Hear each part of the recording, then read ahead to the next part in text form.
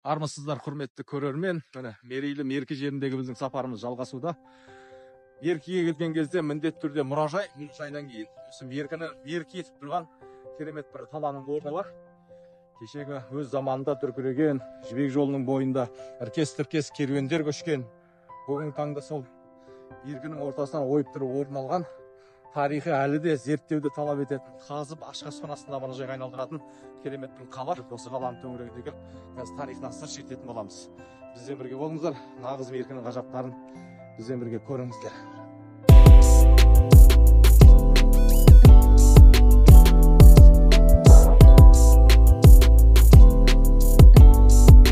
Көріп тұрғандарыңыз Меркі қалашығы. Бұл Меркі қалашығының пайда болған уақытын айтатын болсақ, бірінші жазба деректерде 7 ғасырда кездескен. Сол 7 ғасырда біздің түркі бабаларымыз ұлы жібек жолы бойындағы керуенге көшке жағдай жасап, осы Меркі құлан қалашықтарын пайда болған болатын тарихта. Сол енді біздің Меркі қалашығының атауы да ең басты ерекшелігі болады.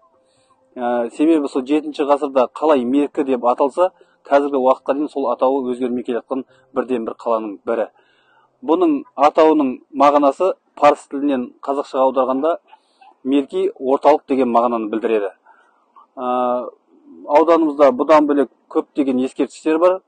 Ерте темір дәуірінен бастап тастағы таңбалар, балбал тастар, орта ғасырлық көптеген керуен сарайлар бар. Жаңағы ұлы жібек жолындағы керуенге жағдай жасаған.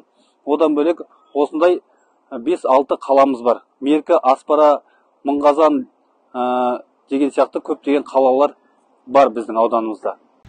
Міне Меркі қаласы жайлы аздаған деректерді осы саланың мамандарынан сұрап білдік. Өте бір ғажап деректер. Шын мәнісінде ол деректерді 4-5 сағаттап тыңдай беруге болады. Өйткені Меркі туралы тарихы өте көп.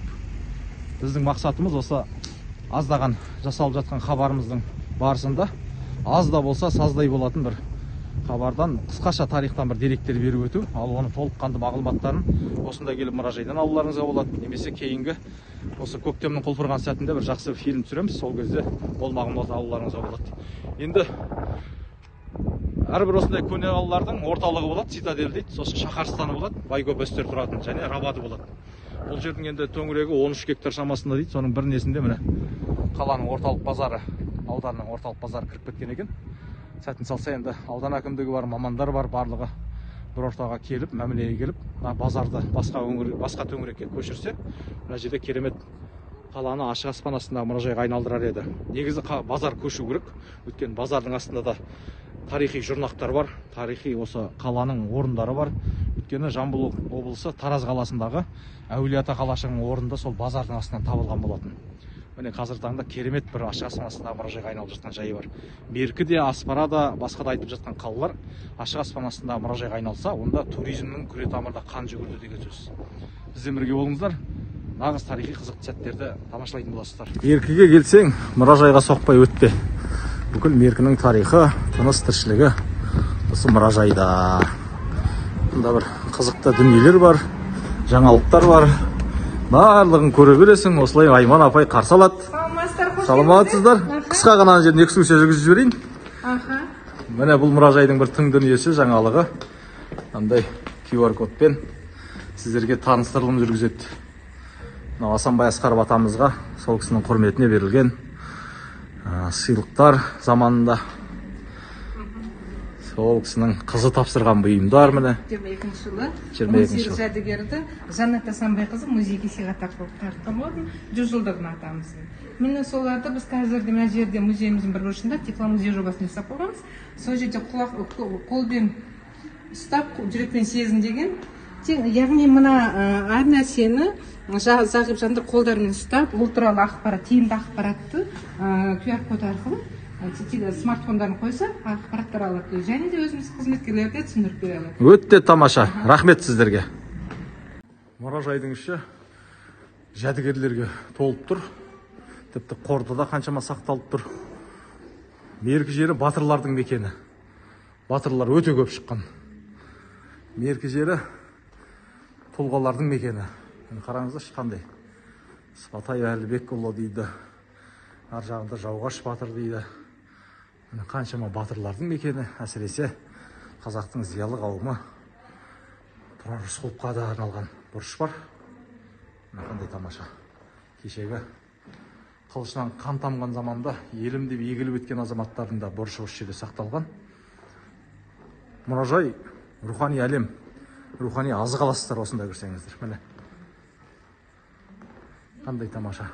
Бүгін халықаралық ана тілі күніне арналған іс-шара өтіп жатыр екен. Сол іс-шараға кедергі болмай, біз ары қарай меркі жеріндегі өзіміздің сапарымызды жалғастыратын боламыз. Қандай ғажап. Осы мұражай ішінде керемет. Өзім меркеге келген сайын осы мұражайға соққым келеді. Мына жерде міне табиғаты бар. Мынау сәтін салса биыл жаз бойы біз аралайтын сандық тастың табиғатының көрінісі. Мұнда бір ерекше жануар қар барысы мекен дейді. Сәтін салса бұл туралы да жақсы қызықты дүниелерді түсіретін боламыз. Қандай тамаша. Меркеге келсеңіздер, міндетті түрде мұражайға соғыңыздар. Меркі жеріндегі тағы да бір қызықты нысанның бірі ол мынау ұшақ. Ауылдың ортасынан ойып тұрып орын алған, бала шағада ойын алаңына айналған керемет бір 2 ғасырдың куәгері. Мен осы уақытта бірнеше ақпараттар сұрастырдым, бірақ өкінішке орай бір толыққанды дерек ала алмадым. Бірақ жергілікті тұрғындардың айтуы бойынша бірінде ұлы тұлғамыз Қонаев атамыздың, Асанбай Асқаров атамыздың қызметіне риза болып, соның ризашылығына сыйға тартқан дейді. Енді бірінде кешегі өткен заманда мектеп оқушы болған әрбір азаматтың есінде болар. Біз қағаз жинап өткізетінбіз, темір терсек теріп өткізетінбіз. Сол кезде сол темір терсектен республика бойынша мықты көрсеткіш көрсеткендіктен осы самолет келген болуы мүмкін дейді. Өйткені бұл Тараз қаласына келіп қонған дейді. Содан кейін осы жердің жергілікті бір ағамыз 2 қанатын сүйреп алып келген екен. Одан кейін денесі келген. Сөйтіп осы жерге жинақталған. Ішіне робот техникаларын құрастыратын бір орталық ашып жатыр екен. Қазір таңда жөндеу жұмыстары жүргізіліп жатыр екен. Сол балаларға арналған бір орталық болатын іспетті. Сәтін салса, оның да ашылатын күннің куәгері болайық. Міне бүгін таңда әзірге жабық тұр. Бірақ көрінісі керемет. Кәдімгі шынайы самолет, шынайы ұшақ. Қандай ғажап. Біздің ендігі сапарымыз мынау Үміт үйіне кіреміз. Үміт үйі кешегі заманда пионерлер үйі деген болған. Сол сияқты бүгінгі таңда балаларға арналған Үміт үйі. Олай болса сапарымыз Үміт үйінен жалғастырайық.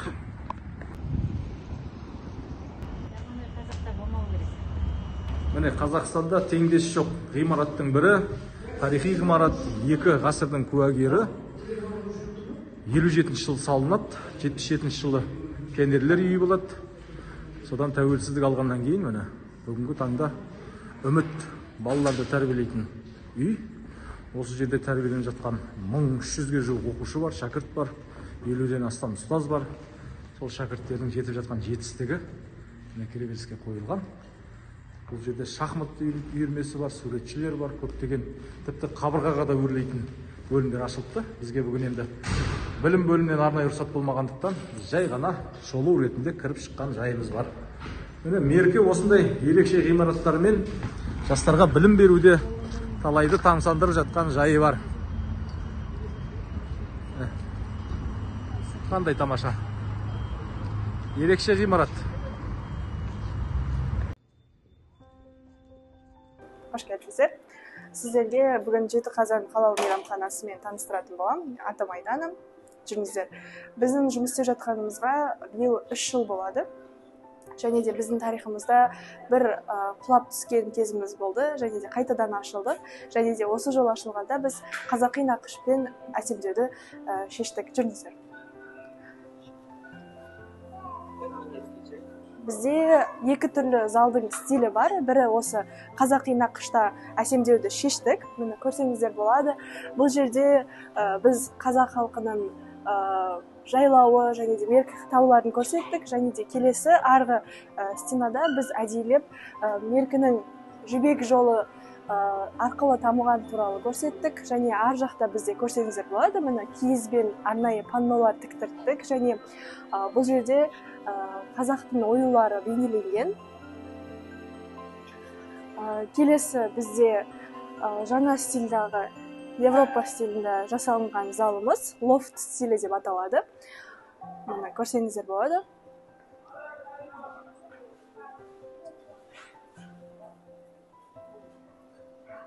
Бізде арнайы балаларға арналған ойнау бөлмесі де бар, және де ана мен бала бөлмесі бар.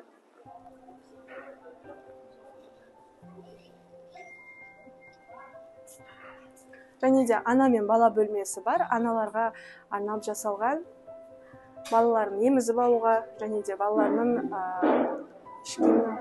Так, келесі.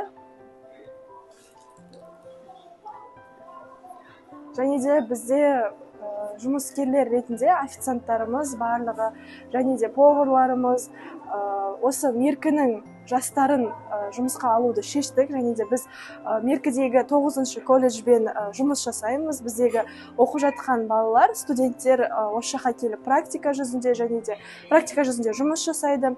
Және кейін өсу арқылы Алматыға жіберген балаларымыз да бар. Және де айлықтары өте жақсы.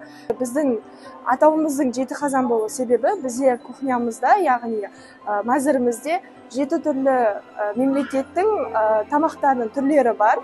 Және де бізде 140 түрлі тамақтың түрі істелінеді. Сондықтан да біз өзіміздің атымызды 7 қазан қоюды шештік. Және де жүнізде біз сіздерді қазір біздің асханамызбен таныстырайық.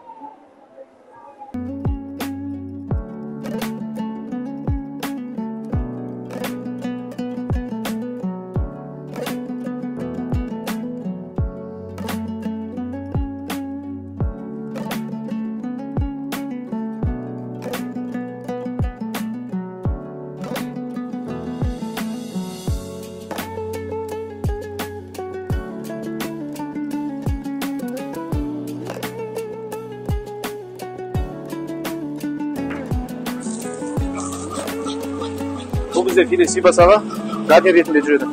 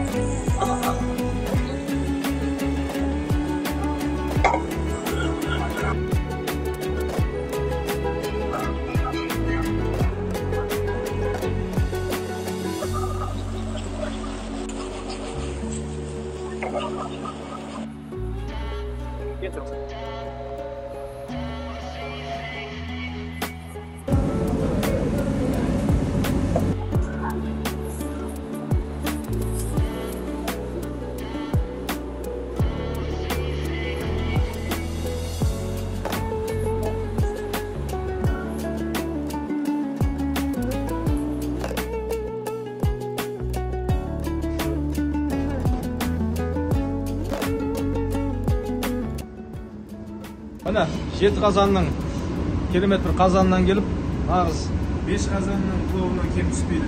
көрейік деп жатырмыз дәмін. Кеше Ташкентте 5 қазанның палауларын жедік. Өте майлы болып келді. 7 қазанның палауы асып түспесе кем түспейді екен. Керемет. Мерекелі мерекеге келіп жатсаңыз 140 түрлі тағаммен 13 түрлі кауаптың дәмін татам десеңіз, міндетті түрде 7 қазан мейрамханасының есігін ашыңыз. Көрдік, көзіміз тойды. Өзбекстаннан кем түспейтінімізге көзіміз жетті. Бізбен бірге болыңыздар. Меркі жеріндегі сапарымыз жалғасын табуда. Міне малақайымызды тастап, жеңіл басымызға бас киім кидік. Өйткені Меркі жерінде табиғат деген керемет болып тұр. Меркі жерінде көктем. Міне қандай тамаша. Біз де міне сапарымызды бір сәт Меркі Радон шипажайына келіп жалғастырып жатырмыз. 2 ғасырдың куәгері керемет шипажай. Өз бір тамаша табиғаттың аясында орналасқан Меркі шатқалында, Меркі өзенінің бойында. Онда келсеңіздер, буын-буындарыңыздың сырқырағанын, буын-буындардың салқындағаны, аяқтың қақсағаны, дененің бұлшық еттердің қақсағандарын емдетуге болады. Өйткені мұнда арнайы радон ванналары бар, сонда шомылуға болады. Және стандарт бөлмелері 17 мыңнан, виптар 25 мыңнан, одан люкстер 25 мыңнан, виптар 25 мың мен 29 мың арасында жақсы жағдай жасалған бөлмелерді сіздер алып демалуларыңызға болады. Бір жұмаға келсеңіздер өте керемет. Және арасын үзіп, тағы да басқа уақытта тағы да бір жұмаға келіп емделуге болады. Жылына 2 рет келсеңіздер, денсаулығыңыздың жақсаратына көзім жетеді. Өйткені өзім осында келіп, мен желтоқсан айында емделдім. Аяғымның қақсағаны басылды, тісімнің ауырғаны басылды. Өйткені мұнда тіс еттері ауыратын болса, суықтаған болса, тіс еттері себеретін болса, тісті шаятын мүмкіндік бар. Соны шайғаннан кейін менің тістерім ауырғаны қойып, қазір жағдайым жақсы болып қалды. Сол себепті де өзім әрқашанда Меркі шипажайына келіп емделуге тырысамын. Табиғатында сөз жоқ. Меркі ауданының өзінде тарихи орындар өте көп. Мұндағы дәрігерлер, медбикелер жылы шырай танытып, жылы сөзмен сіздерді жақсы қарсы алады. Сол жылы сөздің өзі табиғатымен бірге, еммен бірге әсер етеді. Өйткені әрбір жылы сөзден кейін адам жақсара түседі. Дертіңізге шипа бола түседі. Онда кешкісін би болады, 4 мезгіл тамағы бар. Барлық жағдай қарастырылған. Келіп бір сәт емделетін болсаңыздар, одан ұтылмайсыздар. Міне табиғаттың өзі қандай тамаша болып тұр. Қараңыздаршы, керемет. Мына жағымыз таулы шатқал. Құшшар биіктен өте керемет көрініс. Сол себепті де сіздерге Меркі шипажайына келіп емделуді мен өзім ұсынар едім. Бізден бірге болыңыздар. Меркі жеріндегі сапарымыз әрі қарай жалғасын табады. Міне Меркі көшелерінде келе жатып, бокстан 1-ші орын және 3-ші орын алып келе жатқан екі жас балаға кездестік. Қандай тамаша міне.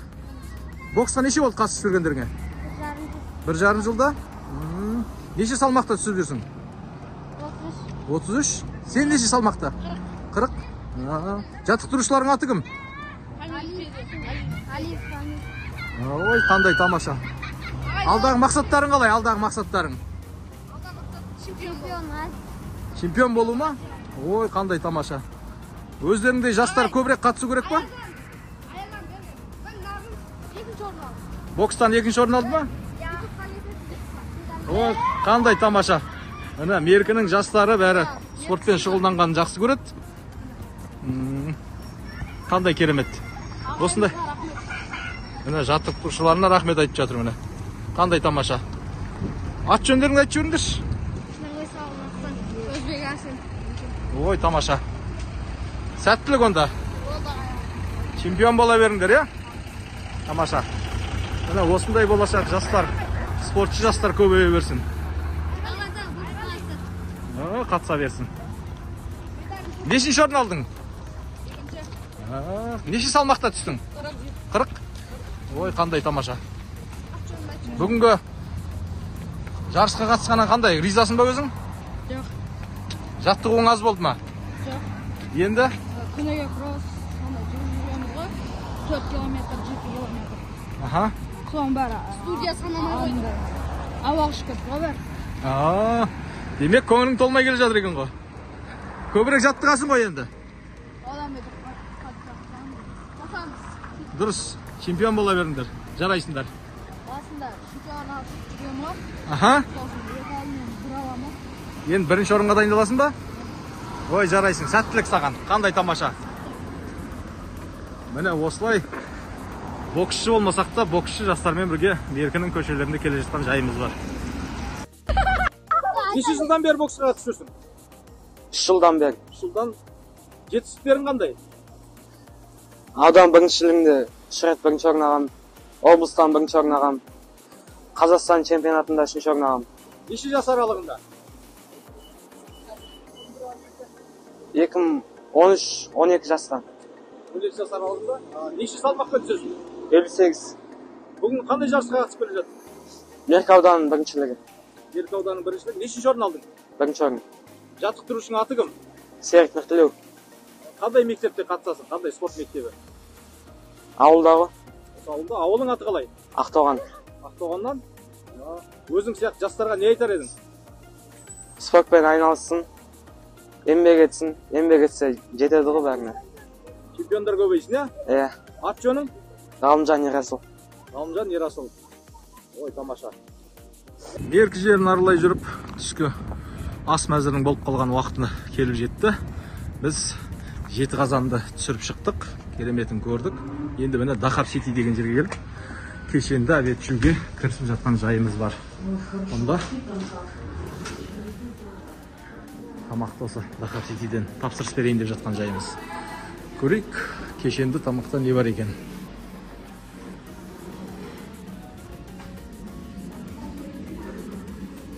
Саламатсыз ба? Ал, кешенді тамақтан беріңіз, көрейік.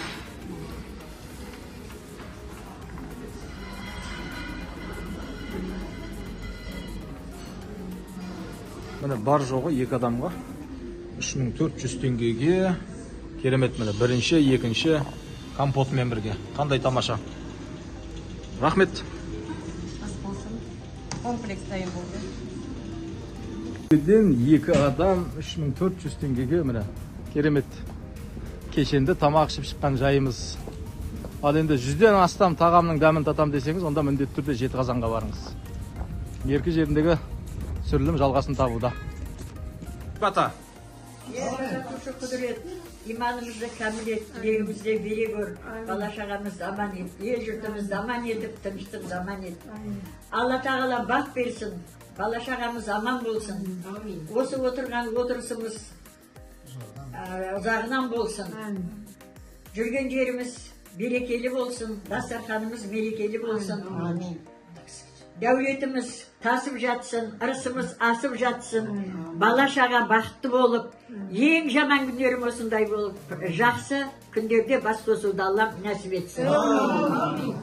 Таңдай ойы палуан асылы зат ойы гайдай, өнері қолы бол елге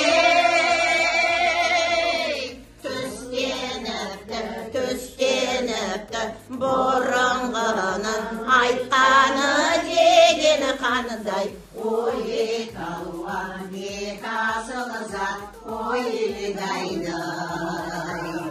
Ой, қалуан асылы зат, ой, гайдай. Сені баймен жамылды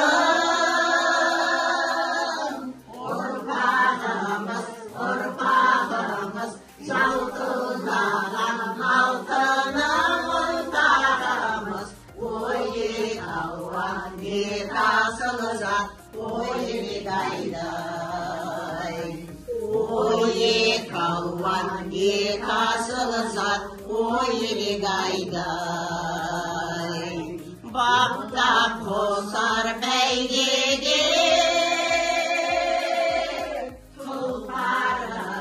тұлпарымыз осындайда қосылып ән салыңыз. Ой, қалуан асылы зат, ой, гайдай. Ой, қалуан асылы зат, ой, гайдай.